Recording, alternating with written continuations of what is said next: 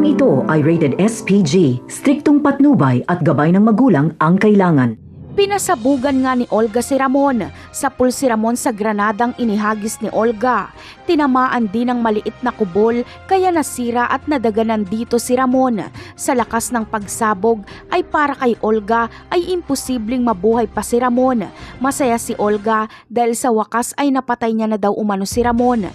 Kaya aalis na sila Olga at si Don Julio naman ang kanyang isusunod. At ang huli niyang papaslangin ay si David. Ngunit patay na nga ba si Ramon? Ang sagot ay hindi dahil nakaalis si Ramon sa pinangyarihan ng pagsabog at akala ni Olga ay nadaganan si Ramon ng gumuhong kubol. Pero wala talaga doon si Ramon sa ilalim. Ganun pa man ay hinang-hina na si Ramon at kapag walang tumulong sa kanya ay pwede siyang mamatay. Pero espesyal na tao ang makakatulong kay Ramon dahil si Tanggol ang magre-rescue sa kanya. Sugatan si Ramon at hinang-hina na.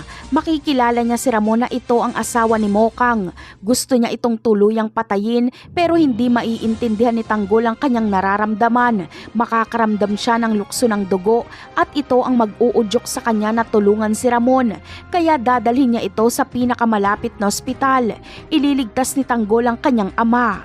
Napakarami pa nating dapat abangan sa mga susunod na episode. Paalam!